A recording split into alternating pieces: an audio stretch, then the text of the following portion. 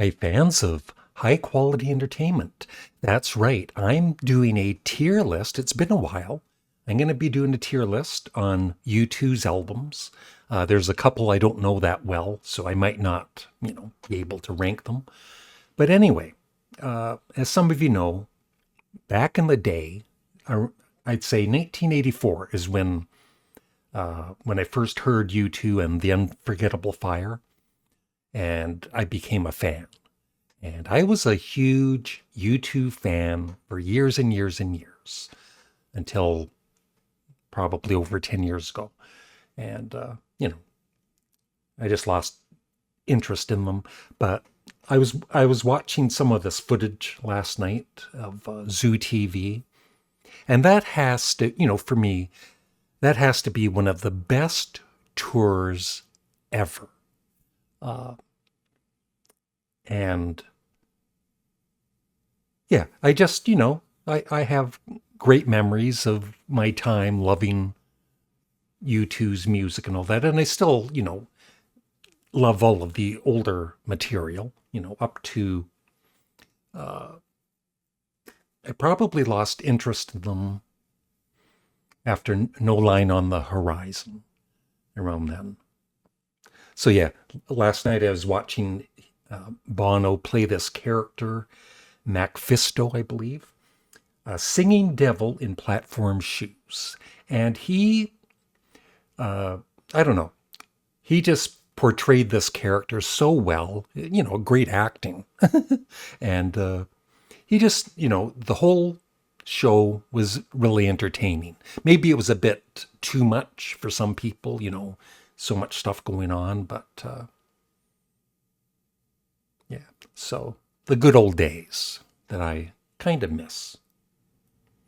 So looking at their discography, back in the day, I had Boy, October, War, The Unforgettable Fire, The Joshua Tree, Rattle and Hum, Octung Baby, Zooropa, Pop, All That You Can't Leave Behind, How to Dismantle an Atomic Bomb, No Line on the Horizon, and I bought, the last album I bought of theirs was Songs of Innocence. So I've never heard all of, I've heard some of it on Spotify and I wasn't that impressed with it. Songs of Experience and also Songs of Surrender. Just no interest in buying them. But if you're still a fan of U2, then it's just my own personal feelings. Everyone has feelings. So here we go. In no particular order, and I don't even know. Well, I do know my top two or three favorites. So October. Yeah, let's go with U2. No, let's go with their first, Boy.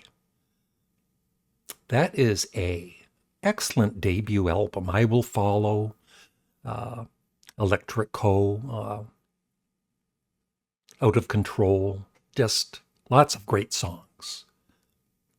And then October. October was good, but a little weaker. So I'm going to put that in B. War. I know some people really love War. That sounds kind of funny, doesn't it? Nobody loves War, but I'm talking about the U2 album War.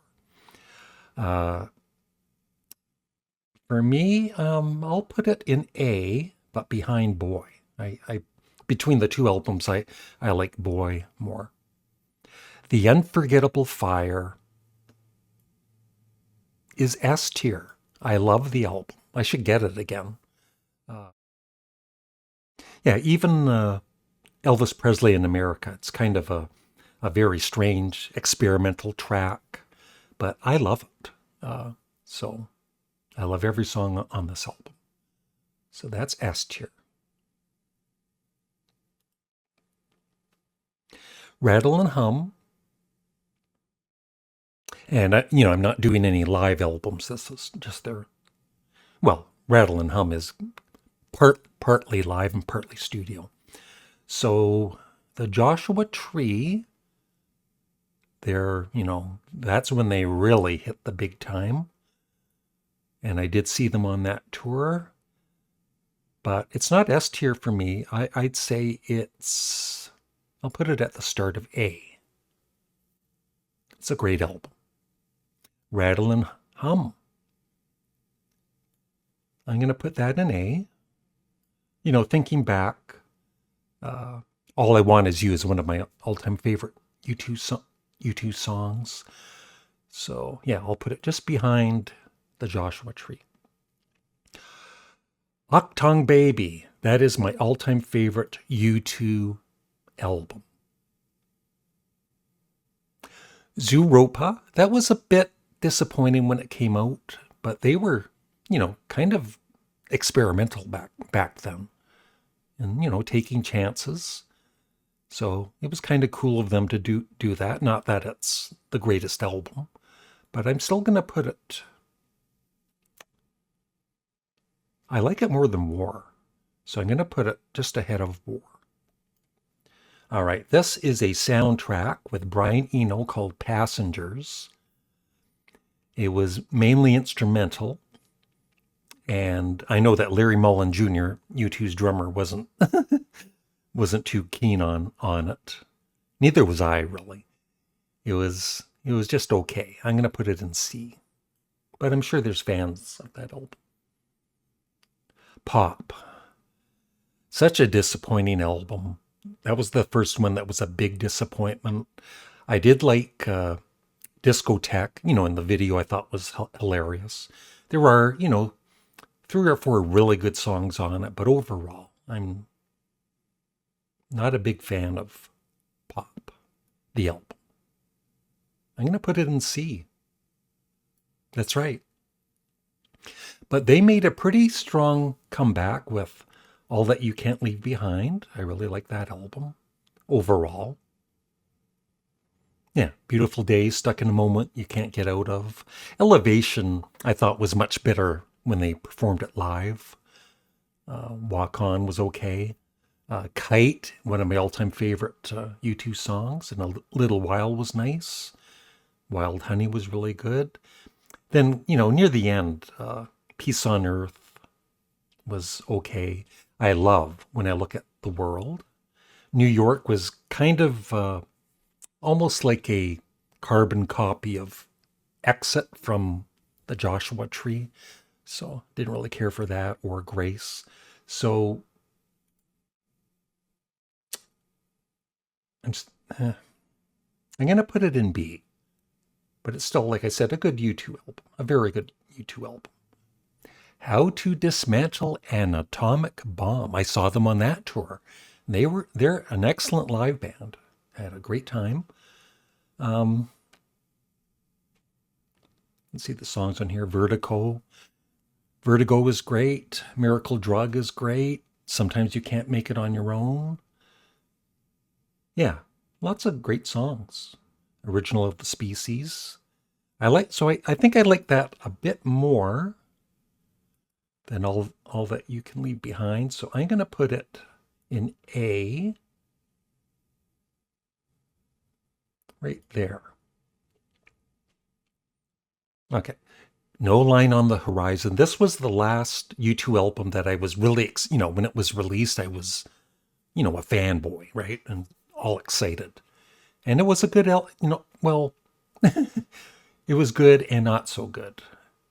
Because, they're working with all these producers and all that. And it's a bit of a mess, really. But there are some great songs on it. I love the title track. Magnificent, Moment of Surrender. But then, there's, they were trying to stay hip, right, with the young people. So there's songs like Get on Your Boots and I'll Go Crazy If I Don't Go Crazy Tonight, which I never really cared for. And some of these songs are like White as Snow, and I just thought they were kind of mediocre. So today, like I said, when it was released, I really did like it, but probably not as much today. So I'm going to put it in B, behind October. All right. Songs of Innocent from 2014. That was it's been just over 10 years now since I gave up on YouTube. And I liked it, not my favorite U2 album, but I thought it was good overall. But it really, really turned me off and a lot of other U2 fans and un-U2 fans when, they put the album for free on everybody's iPhone, which I thought was really, really tacky. I'm going to put it in B. I like it more than pop. So I'll put it just behind No Line on the Horizon. So Songs of Experience. Is that what? Yeah, Songs of Experience and Songs of Surrender. I've heard them both, on Spotify, and they just, I don't know, they sound boring and bland, and